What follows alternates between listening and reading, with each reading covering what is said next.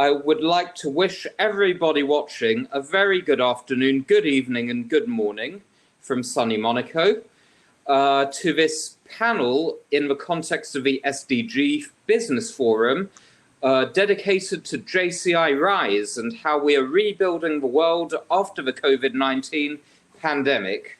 So I'd like to thank you all for joining us today and for the opportunity to discuss these important topics. My name is Kevin Hin, and I am the Secretary General of JCI, the Junior Chamber International, which is the foremost global network of enterprising young leaders present in 110 countries in all 5 continents. In the aftermath of the COVID-19 pandemic, young people around the world will be feeling the consequences of a new and shifted world.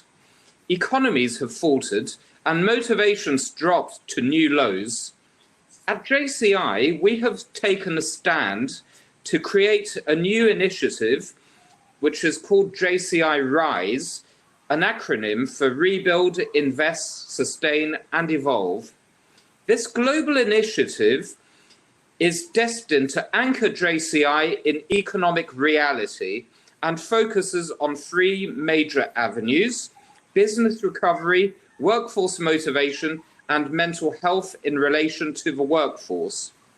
And today, we have brought together 3 wonderful experts from JCI's network to discuss this new initiative and how we can work together to begin to rise, starting immediately. We are first joined by Francisco Abad. Francisco is the CEO of CODEIS, a social enterprise in Ecuador that empowers and trains young people from vulnerable groups at the bottom of the pyramid to transform their communities without any form of external intervention. Francisco is passionate about empowering young people and creating sustainable impact. We're also joined by Malak Al-Akile. Malak is the founder and managing director of Golden Wheat for Grain Trading Limited, representing international grain trading companies in Jordan. She is the sole young female owner of such a company in the Middle East, Northern Africa region, with over 10 years of experience in agricultural commodities training, with a focus on food security. Malak has demonstrated expertise in creating economic opportunities for women and vulnerable groups, and was recognized in 2019 as one of JCI's 10 outstanding young people at last year's World Congress, so welcome. And finally, we are joined by our 2020 JCI president, Mr. Maniere. In Harare, Zimbabwe, Itai Maniere is a serial tech with an interest in mobile value-added services and is the managing director of Blue Dot Technologies. He has vast experience and insight in the world of information technology and integrating business solutions. This year, President Itai, who joined JCI a very long time ago, also leads our global organization as we bridge the gap between the members around the world, transforming challenges into opportunities to develop enterprising young leaders for a changing world. Thank you to all our panelists and all of our wonderful audience for joining us today. Now let's kick off the questions and let our panelists share their know-how. I would like to start off by giving a general overview of the JCI RISE initiative for our global audience and what it means as we anchor JCI in economic reality. President Itai, you created this global initiative at JCI, and so can you walk us through the thought process of creating such a global initiative as opposed to a tops-down campaign, and a brief background on it? The floor is yours. Thank you. Thank you very much, SG Kevin, for this, and greetings to everyone who's connected on this call as we discuss this initiative by JCI, the JCI RISE initiative. In a nutshell, JCI is a worldwide organization in over 100 countries in in over 5,000 communities, touching more than 100,000 members across the world. And ours is to find lasting solutions to present day challenges. So we come up with sustainable solutions through the various projects that we carry out. So when we got into 2020, a year delivered to us with a virus, a year that shut down economies, that got the whole world at a standstill, we said, how do we respond? Number one, we had members across the world respond by, like everyone did, providing personal protective equipment. Number two, learning about this virus that we never knew was coming to hit the whole world. So best practice, social distancing, and all those things. Providing support to frontline staff and all those responses that anyone and everyone could do. But a question still came. We have been able to respond to the COVID pandemic. How about the effect of the pandemic post the crisis? That was the second question. So we looked around and we said, how has the world been affected? Normally we would respond by putting money together. If there's a crisis in one country, put a particular affected country. But COVID was different. COVID touched everyone. In America, in Europe, in Africa, everywhere, in the Middle East, everywhere, everyone is affected. So we said, what are the common challenges that we will find ourselves affected by post the crisis? We looked around, economies were closed. So business were not operating. There was a need to reboot those. And most of our industries are run across the world. More than 80% are small to medium enterprises. So support is needed for small to medium enterprises to make it post the crisis. Be it relooking the way they do business, their business model, be it giving a platform for young people to enter and become enterprising young people, right? All those things, we say to ourselves, we need to be a part of the conversation and breathe life into these economies. Number two, so many people have lost jobs. It goes without saying. People have not been operating. So jobs will be lost. Over 5 million people across the world have since lost their jobs. What happens to them post that? Do we watch and we just say, okay, they'll make a plan? No, we want to be a part of the solution. So what we do? Capacity building with our partners, going out and building capacity to ensure that they can perhaps get into business, perhaps upskill and be ready for the job market post the crisis. Right? So all those things are things that we are working on already. Number three, it goes without saying, the lockdowns, the stress that comes with uncertainty. It goes without saying that it goes and touches on our mindsets, on our stress levels, all those things. So we say to ourselves, we also would like to be a part of the conversation to say, how do we continue to give each other psychosocial support to ensure that we are in the right frame of mind and ensure that we can still be sane post the crisis. So it touches the third pillar, which is on mental health and wellness. So we've got projects going on across the world.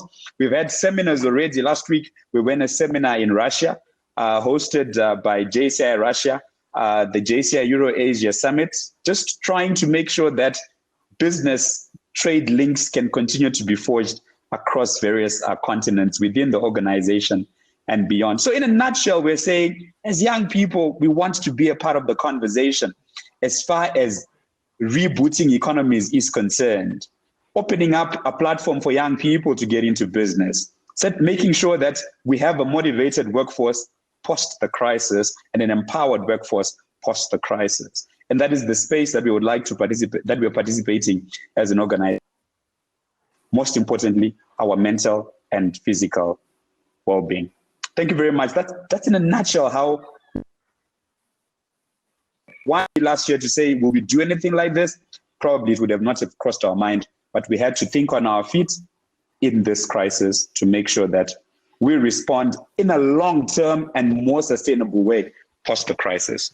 Thank you very much for that. Thank you, President yes, for outlining JCI RISE, which is the new direction of JCI as a global organization, and shows that we as young enterprising leaders are resilient and do not just wilt in the face of challenges, but transform them and seize opportunities out of them. So I'd like to pass the floor now to Francisco. As President Itai mentioned, a key factor to the JCI RISE initiative is business recovery. Your company, Codase, has experience in empowering people and vulnerable groups to take on a leadership role in the workforce. What practices do you believe that businesses should adapt now to ensure a sustainable and stable future for young people? First of all, thank you so much, Kevin. Thank you for everybody that's here and the opportunity. And I'm really honored to be here sharing today with you guys. Very thankful with JCI for also being the operators of the Global Empowerment Grant that's allowing us to adapt methodologies for innovation and entrepreneurship to vulnerable people in vulnerable situations, especially women that are at risk of violence, and also people in indigenous communities. So in order to respond to your question, Kevin, I just want to clarify something that we like to say. We don't work with vulnerable people. We work with people in vulnerable situations. And I think that sometimes language is very important when we talk about these groups, because I don't believe that these people are vulnerable. We believe that they are in a situation of vulnerability, but this can be overcome. So starting from that point, I have 3 points to share real quickly. And this is basically the way we look at these groups and how to empower them is first to understand their problems. A big problem is when we talk about social change and social impact is that we understand the problem from our privilege, from our maybe office in the city, and then we look at them and say, they're some of them are lazy, some of them don't have a work ethic, but once you do the groundwork, you talk to them and you get into the technical matters of why there's cycles of poverty, cycles of violence, why a person that doesn't have parents because they migrated so they can provide, spends times in the streets in the afternoons, joins a gang, gets somebody pregnant in an early age, then they become single mothers, and this is just a whole system that's broken. And unfortunately, our governments, especially in places like Latin America or the south of the world, are not able to respond to these things. So first of all is to understand why are they in these vulnerable situations, right? We have a case, and I'll share with you guys later, of one of our stars, our heroes, called Brandon. And he told me, before I met you guys, everybody used to tell me that without good grades, I would not be able to do anything good in the world. And I believe that myself. He said, I thought I was not good for anything. So how do you train them and empower them, right? How do you get into an internship in which you actually train the people that go into the internship, most of the times working for free, so that they can learn how to be better professionals, not just serving coffee or making copies. So that's a simple practice that we can say, and they're given their time as interns to help our organizations. How do we teach them how to become better professionals so that they can actually later be promoted to a paid position and be able to get into these situations? And as I said, if we talk about people in these kinds of situations, they are not they're not being trained by their family circle. They don't have a support system. Sometimes their education is just one teacher in the rural areas or in the peri-urban areas. So we need to actually, if we decide to be inclusive and hire people with potential, we need to invest in them with teaching and training. And finally, mentoring. I think that mentorship and mentoring has been one of the key components of our programs, in which we believe that not only is the knowledge shared from a mentor to a person that's trying to improve themselves, but also the connections that this brings. Most of the times, the people that we work with live in a community in which they only know their friends, and they only know friends that are in the same situation as themselves. So what does this mean? That they become that, right? Like they tell you when you're doing business, mentality is everything, and surround yourself with winners and with people that have hunger and so on. Imagine living in a community in which everybody has the same social problems, the same poverty problems, the same violence problems, and not being able to break out of that network, right? So mentors not only help and teach and train, but they can also help connect and join professional networks like JCI. I'm part of some others like Circle of Entrepreneurs, like Global Shapers, and these communities help you bridge a gap between worlds. I was able to study in a public school, but at the same time I live in a rich neighborhood because my grandparents helped us during a crisis, and I was able to talk to these both worlds. But a lot of people cannot even talk to businessmen with confidence because they feel so much complex, like they feel inferior, and in a very racist and divisive continent like Latin America, sometimes we increase the chance of people being discriminated just because where they come from. They don't ask you what you do when you go to a networking event. They ask you what high school did you go to, what's your last name, you know. So these kinds of things are things that we're trying to break, and it starts with business leadership.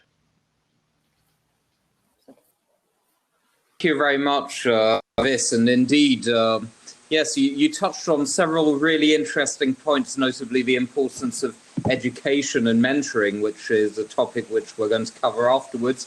Also, it's very important that we can get out of tunnel vision as well. As you say, like, people need to look outside of their local communities and get opportunities to meet other people too. And this is an opportunity that JCI can, one of the organizations that can be provided. So I'll move on to Malak now. You're known for your passion to inspire others and for your entrepreneurial spirit, as I mentioned in your biography earlier. Now, many young people are feeling disengaged. Many young people are feeling disengaged and disillusioned with the world right now. And how can we begin to motivate a workforce after months of uncertainty and an uncertain future?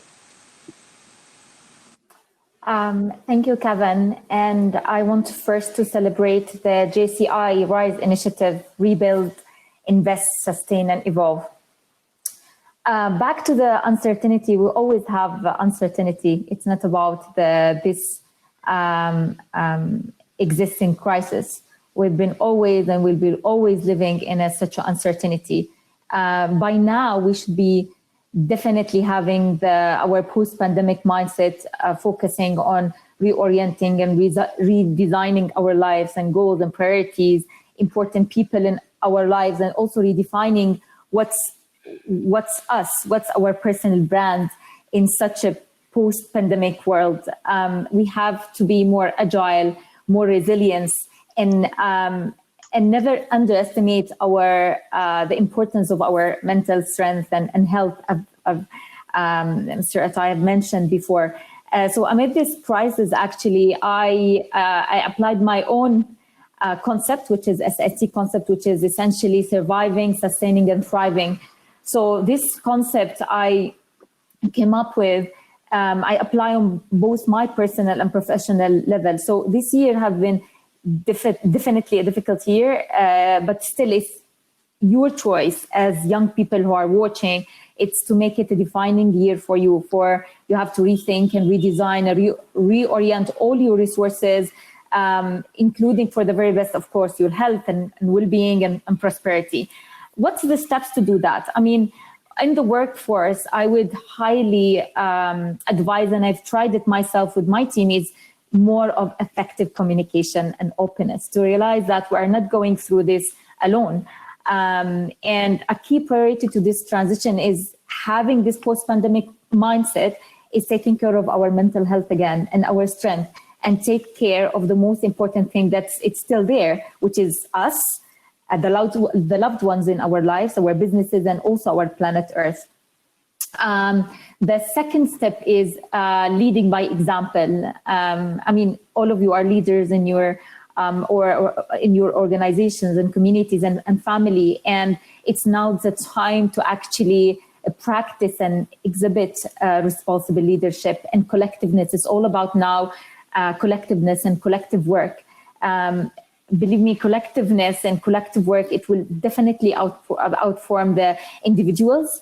They are utilizing their wisdom and their knowledge, and we will have what is called the collective intelligence. And I'm highly interested in this concept now.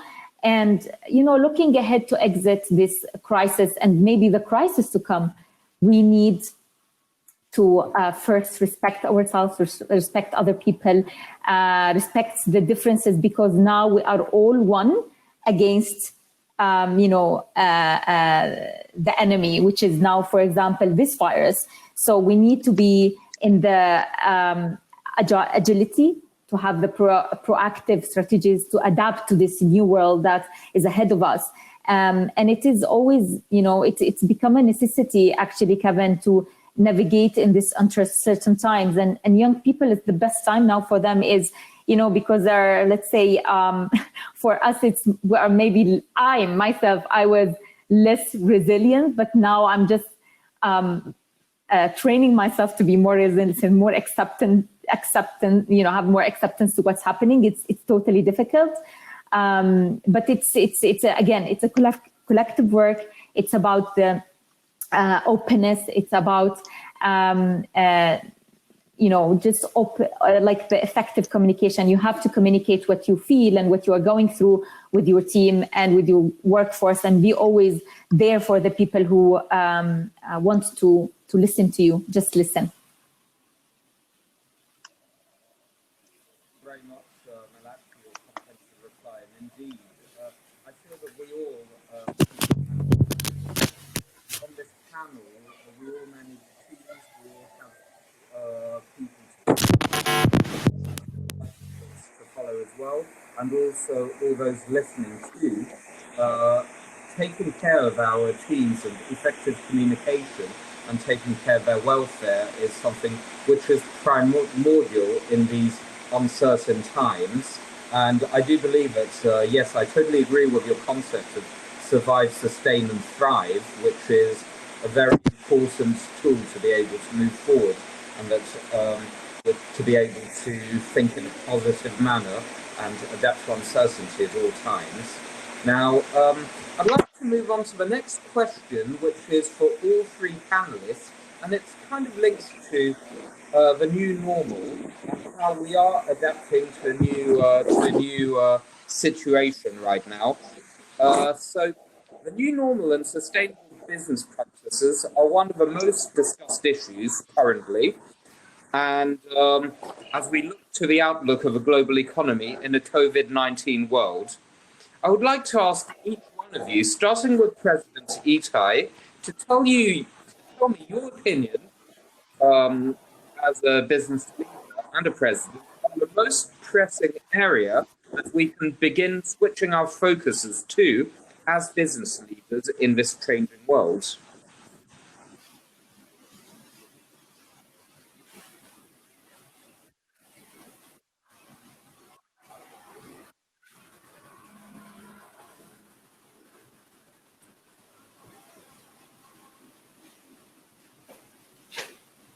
Can you hear me?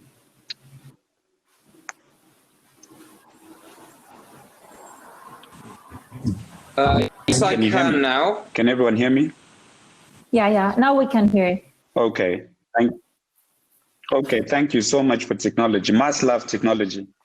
One of the key areas probably that we can focus on as businesses, as we do our work. Yes, profits are very important, but for us to be to operate in a more sustainable manner and build sustainable businesses, let us always take care of our environment. So many business practices that speak to environmental sustainability. Number one, looking into reduction of waste generation. For that waste that you do generate, reuse it or recycle it or repurpose it.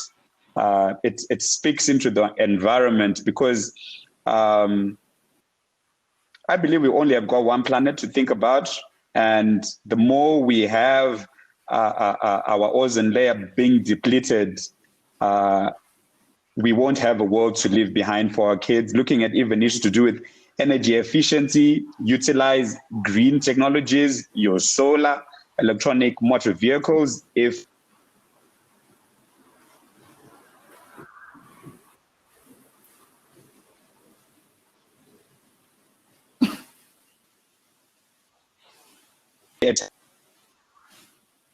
practices, make sure that it speaks so much into our environmental sustainability.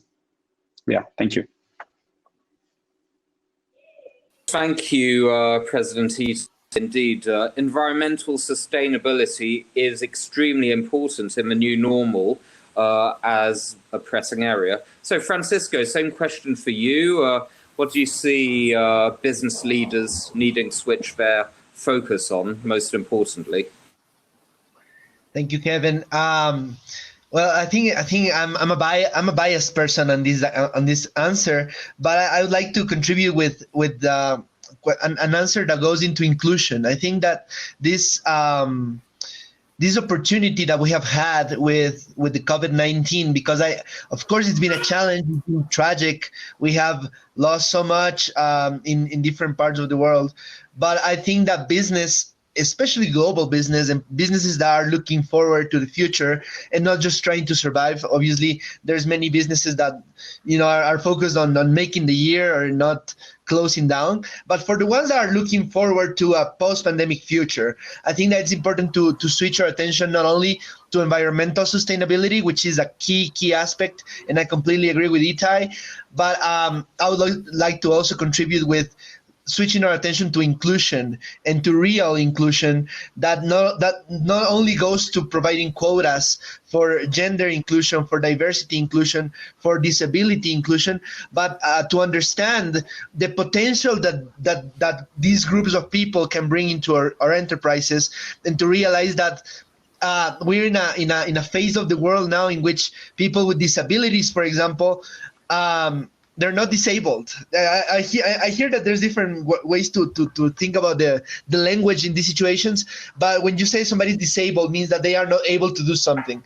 They just have a disability and they can contribute so much. In fact, we brought into a team member during this pandemic into our workforce that is in a wheelchair, and he has some disabilities, and nobody noticed because he's so brilliant, he's so good. So I think that when we start to understand the potential that people in vulnerable situations, people with disabilities, migrants and refugees can bring to our enterprises, and how we can actually help develop them so they can bring the potential to our corporations, we can start looking into a more diverse world in which we not only focus on making money and making a profit, but in creating a better community for everybody, and in which we're given the chance to reset the world, to reset business, to reset enterprise after this COVID that has brought us to our home, that has made us adopt technology more than ever before. And with this in mind, how can we make it easier for different people to access work? How can we exploit their talent better to not only make us money, but to also contribute, share value into our communities? And how do we make this a more international and less a world less limited by borders, like we have been seeing through some of our leaders in the world that are promoting xenophobia and all these kinds of discriminatory practices, right? So I think, to me, it's about inclusion and how we find potential and not just do it because poor people, they need a job, but because they're so good and they can actually bring so much value to our organizations. Thank you. Yes, totally agree with that point on inclusion and adding value, regardless of where people are from or what their gender is or anything like that. It's all about getting the best people in each position, regardless, which is very important. And I have the same question finally for Malak.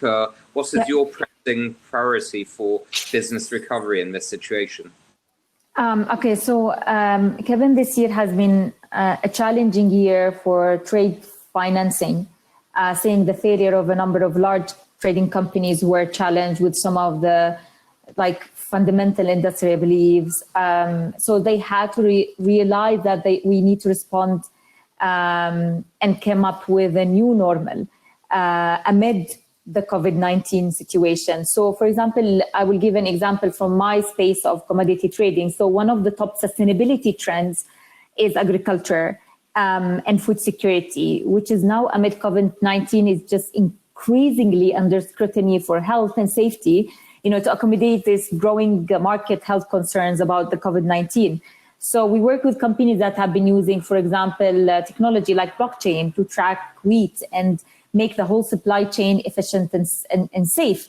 So like for tracking products farm to table, local sourcing, and even the demand for fresh products, which are organic or non-GMO, and now adding the COVID-19, free products. So different e-platforms have been developed, offering not only a convenient way for trading, but also payments in digital currencies, e-solutions for new sources of trade financing. So definitely would be, for me, is finding solutions, new sources for trade financing, and also agriculture, definitely.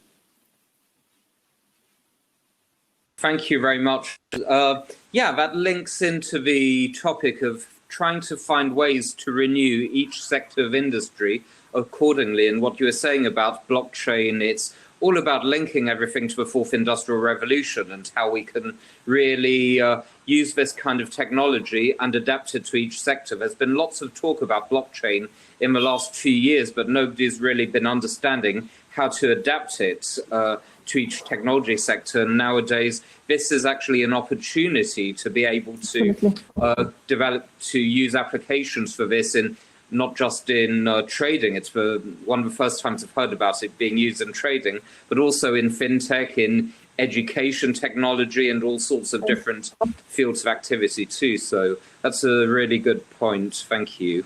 Now, the last round of questions, I'll begin with Francisco and how your projects link to the SDGs. So Codeis, your company, focuses notably on projects highlighting SDGs 1, 8, and 10. Can you maybe give us some practical examples of what has been successful in your company and organization to empower groups of people? I won't say vulnerable people, but people in vulnerable situations, to empower them and encourage them to join the formal work sector?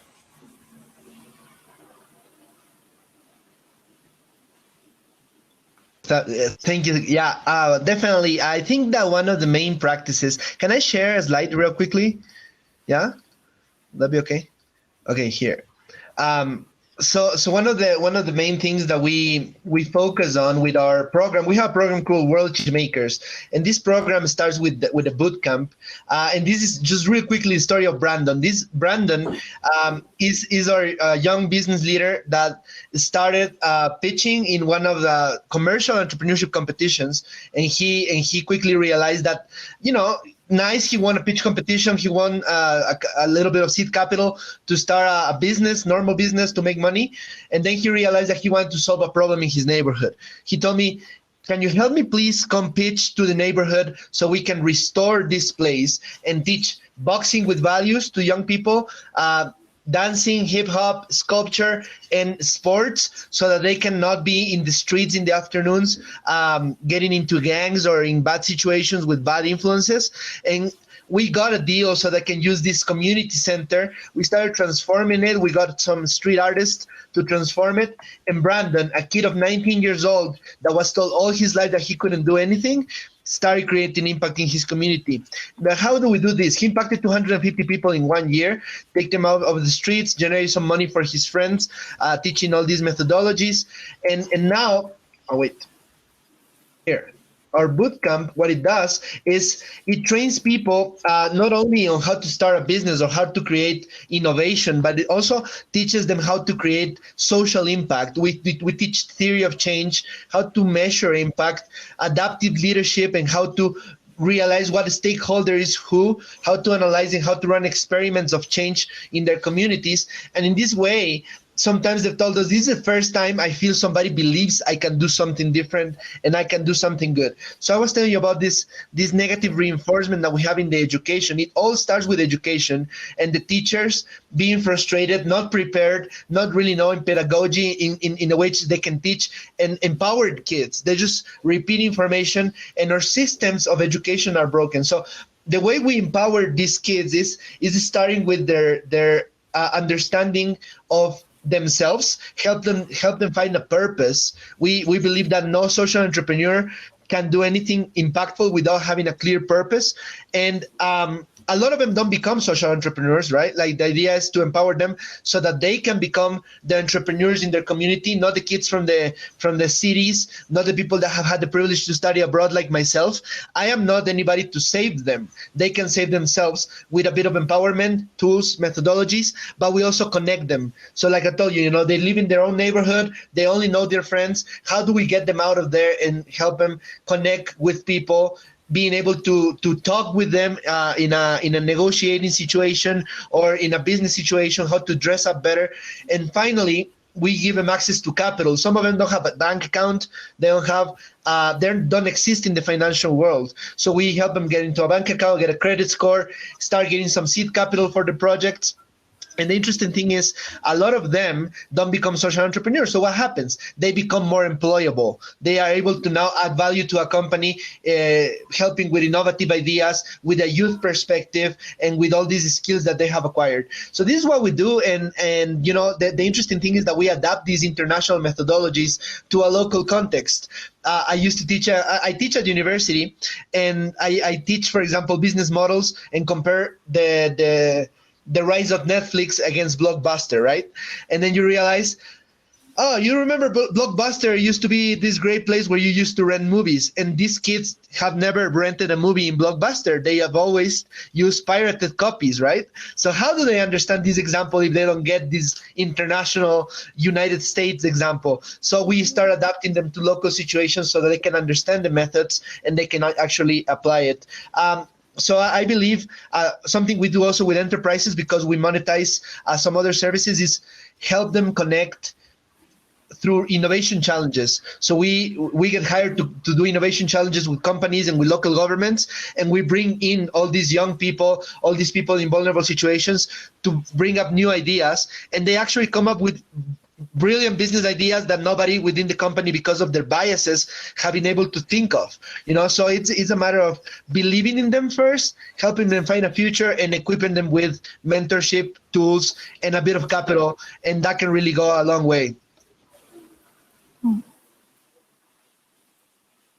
you so much for that. That sounds actually like a JCI local chapter project selection. I mean, the impact on the ground is extremely important, and these are totally projects which are in line with JCI's global values. So well done for that. And I really like the notion of global change makers. This is something which we're trying to push forward next in the future at JCI to become a global pole of excellence in terms of global leadership training as well, where we're setting up courses on global entrepreneurs, global negotiators for business skills, but also global change makers too is something which we're planning to move forward on as well.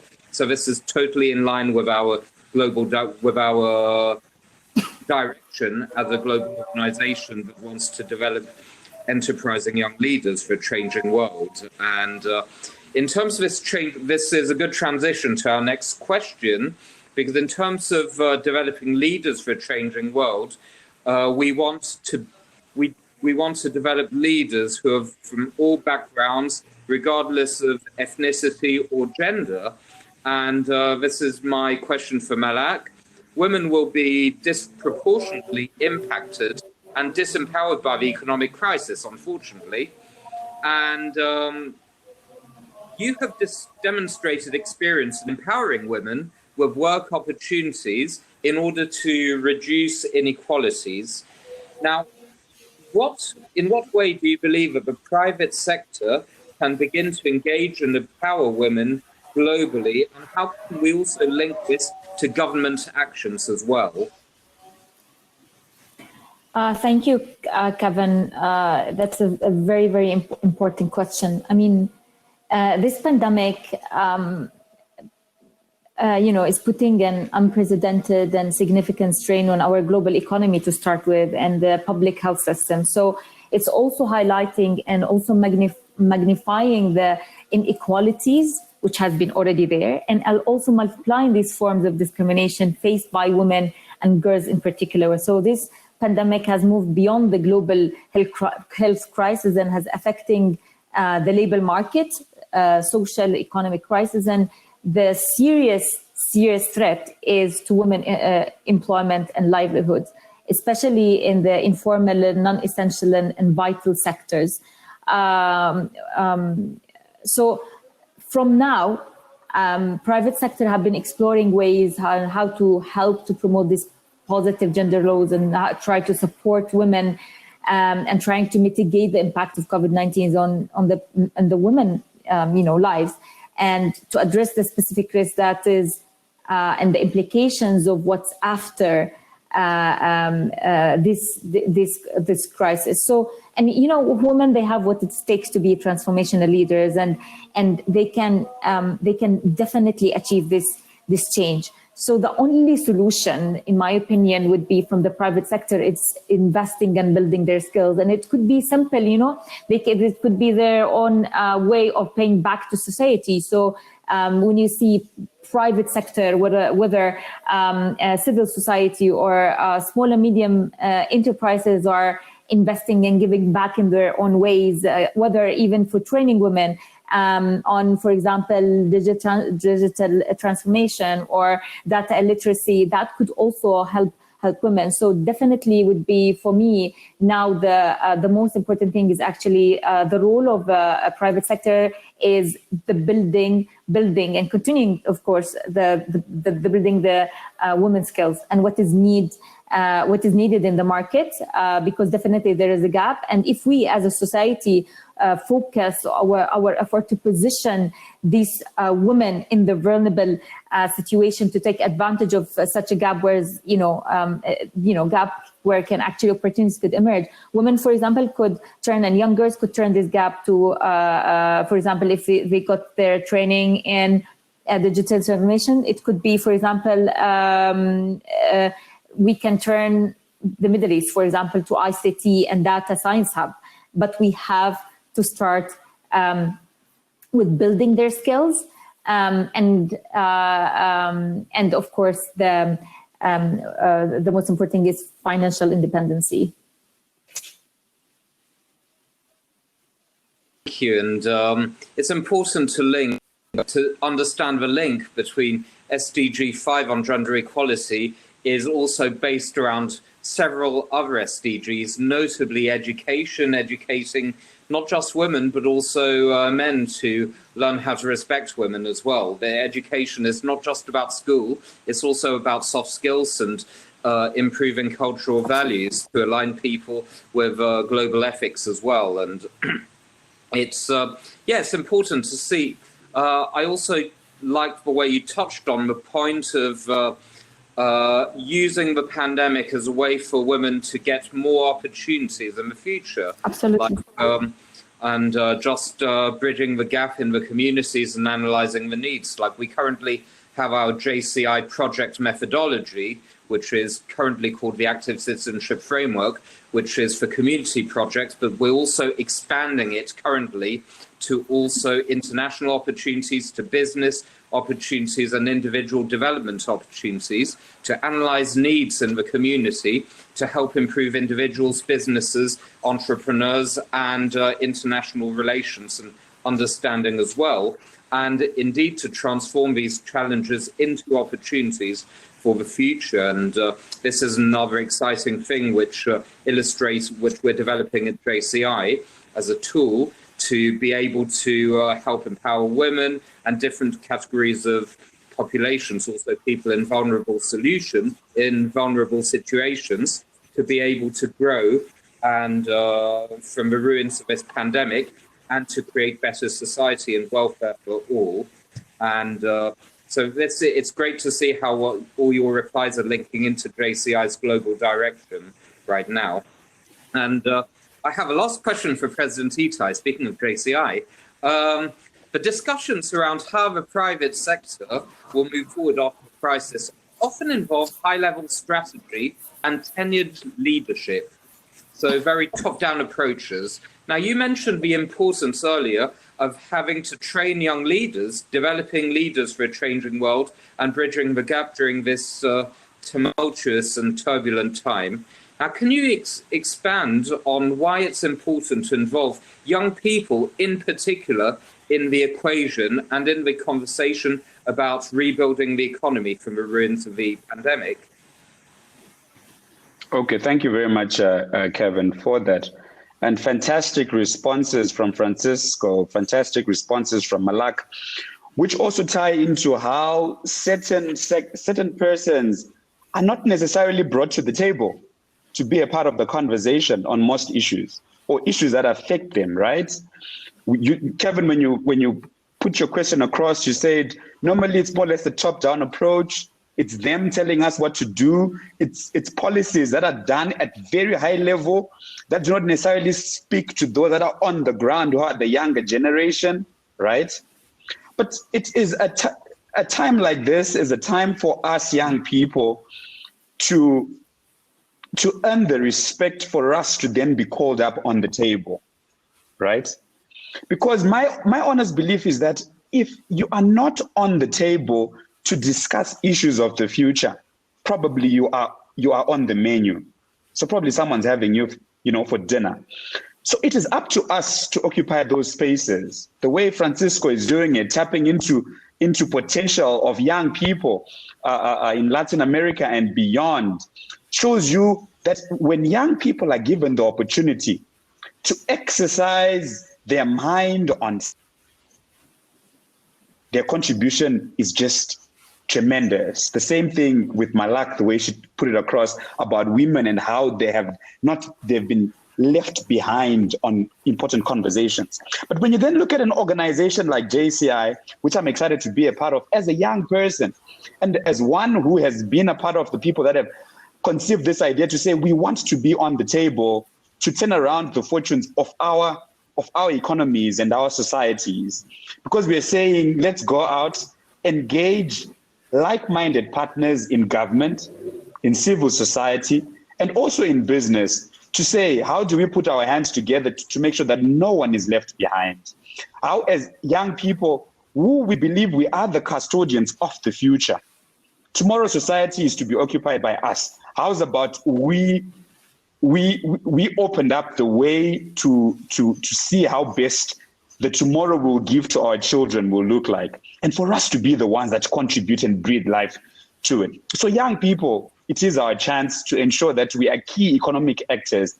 It's okay to get into business and think about just your family, but I need for us to think more long-term, bigger than ourselves. Look at the whole value chain. Look at how other colleagues can also participate in that value chain, be it in production, be it like Malak participates in the agricultural chain.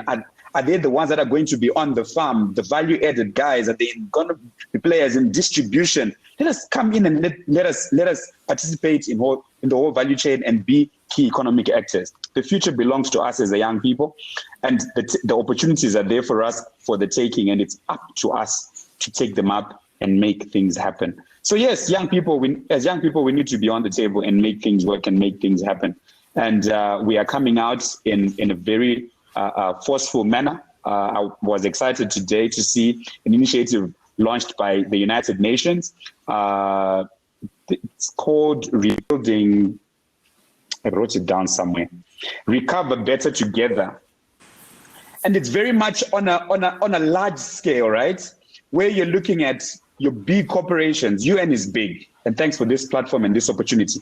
So then bringing on board your large corporations, your PwC, your DHLs, all those players who are looking to say they need to also make sure that they play their part in reinvigorating economies. But we also have a chance as young people to work with such partners to breathe life into SMEs. So the chance is there for us for the taking.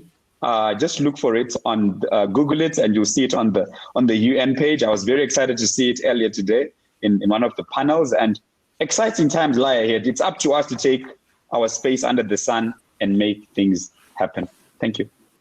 Wow, thank you so much, President Itai. Indeed, we are the ones who change in the future and need to rise to the occasion to be able to grow and to make sure that we are relevance to society, and we can build a better future for the next generations as well. And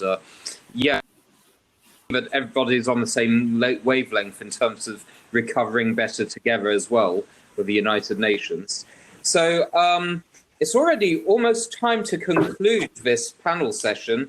Time's been flying by, and we've had loads of fascinating insights. But before we do so, I'm going to leave the floor to all three of our panelists to say some closing remarks and maybe add a few insights if you still have some about the main topic, which is about rebuilding the world after COVID-19, and also any messages you have to the young people watching from all around the world, JCI members, partners, future JCI members, hopefully, on how we can all work together to align and help sustain and rebuild economies in the future. I'll leave the floor first to Francisco. Please go ahead.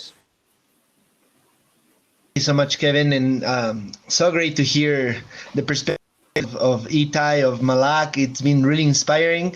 My closing remarks are, let's believe in the youth of the world. Again, one of the things I tell the people I work with is, it's now, that they're living as a world full of contamination, full of corruption, full of a bunch of problems. And we cannot wait until we are world presidents of the World Bank or something to do something. We need to act now. JCI is doing an amazing work. I don't have the privilege to be part of one of the chapters yet. I'll probably join soon. I am being very inspired by the organization. And my closing remarks are just, let's connect. Let's start building a movement that goes beyond a name and an organization. I will be sending you guys a LinkedIn connection very soon. I'm leaving my links in the chat so that people can connect with us, check us out. And we actually, right now, this week, we're giving the opportunity for normal people to help us empower more young people. How does this work? We are raising scholarships for people to participate in our World Changemakers Bootcamp in Latin America. So if anybody's interested, I'll leave also the link of this project in the chat so that we can check it out, because I was always wondering, I thought when I was young, I need to be president of Ecuador to make a change. And I started studying politics and public policy. And then I realized, I can actually start doing something right now. Politics are too dirty, and I have great ideas. And I don't have to be a millionaire to help, start raising money with corporations, with a little bit of funds. And now we're allowing people with $25 to donate and to empower a young person in Latin America. So if anybody of you wants to join us, we will report with name and last name, the people you're impacting. We will send you a thank you letter and a progress report on what they're doing. And if anybody of you wants to bring this program to a JCI chapter in another country, we are bilingual. We don't know some other languages, but we can adapt the methodologies. We can bring it there, and we can collaborate to create this collective intelligence that Malak was telling us, right? That it's not about us being the knowledgeable people anymore, but sharing what we know and being able to collectively create an amazing, better future that I have hope for. Despite of the pandemic, despite of climate change, I believe that we will thrive, that we will overcome, and we need to do it together. So my call to action is, let's unite, let's connect, and let's continue to change the world that we're currently doing. Yes, indeed. We're all in this together, and we can improve. Thank you for your inspirational words. And we do look forward to welcoming you, Francisco, at JCI in the near future. I think you'd be a great asset to our membership base around the world. I'd like to ask for some closing remarks from Malak, please. Go ahead. Thank you. Thank you, Kevin. Honestly, it's imperative to keep reminding ourselves with the JCI RISE initiative, which is rebuild and invest, sustain and evolve. And I'll try with myself. I'll try to apply it in my personal and professional level. I would for the young people and for everyone, I want really to invite them to embrace love and embrace openness and diversity. because what we're missing now, and what makes me sad is because what we're missing is a fair world that is, having the comprehensive shared vision of prosperity and the economic fairness and equal rights and civil liberties and the environmental protection, because it's still there, the threat of climate change. Because this is the only way to lead the trends of sustainability to solve our global urgent challenges, which is actually now threatening our life. The other thing is we have to mobilize our joint efforts to build the trust again with our governments and harness the social cohesion and justice. And the post-pandemic mindset should set into the collective intelligence mindset. So let's work collectively, constantly, in a constant way towards global relevant policies, because our challenges is one now, and the most proof was actually what the whole universe is experiencing now. So this is the only way we can sustain the human, and also to sustain the human values in our daily work and global community. Otherwise, it would be so difficult to rebuild or to reinvest or to sustain or to evolve. And I will use this words because it's really, really important, and it's setting our direction to move forward. Thank you so much indeed. We do need to just reset and not just go back to the world as it was before, but come back to a more caring and sustainable world as well. So, President Itai, your closing remarks, please. Thank you very much, SG Kevin. Thank you for coming out today and connecting on this platform. Exciting insights from your end. Malak, thank you very much. Moving and shaking industry and commerce out in Jordan. Very excited. I'm very excited. I look forward to an opportunity where we can meet in person. We actually have an opportunity. You're all invited. Thank you. We've got an opportunity next year to come and converge in Amman for our area conference. So very soon we'll be together. But just in closing, to the young people that are connected here today, this is something that we gave birth to as to say we want to be key economic actors where we are, because we believe the future belongs to us as a young people. This is to be something just for JCI members, as it were. It's for any person who walks the face of this earth to say they want to make sure that they are part of that particular process. So take time out to just look at our concept in your own organizations. If you're in JCI or not even in JCI, but you feel together is something that you can relate to, and you can implement it on the ground to breathe life into enterprise development, into ensuring that young people are key economic actors. Please go ahead and do that, and we'll be very much excited. You know, our vision is to be the leading global network of young active citizens. It's young active citizens, and young active citizens, not necessarily.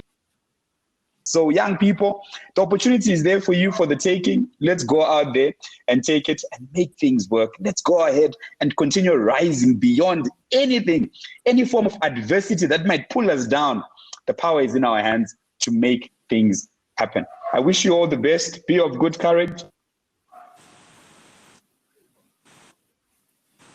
And soon, as are open, let's get opportunities to share a cup of coffee, a smile, a hug, and yes, thanks very much, and have a good evening, everyone. Yes, thank you so much, President Itai, and thank you again to all of Francisco, Malak, and all of you who have joined us today for the this very inspirational panel. For those of you who want to learn more about JCI RISE, next Wednesday we will have our second panel on motivating the workforce with lots of keynote speakers. And of course, we have our World Congress coming up. We have a whole VIP program centered around JCI RISE. So don't hesitate in early November to join us. So you've got the link in the chat. And we look forward to more conversations. And we look forward to having you all in our big global JCI family. So let's keep impacting. Let's keep rising. Keep this conversation going. And I look forward, as President Itai said, to meeting everybody in person very soon at a global event where we have no more social distancing. So thank you again, and let's keep moving things forward, and I'll see you very soon. Have a great evening, everyone, and have a wonderful time, and let's keep impacting the world. Goodbye. Okay. Thank you. Goodbye.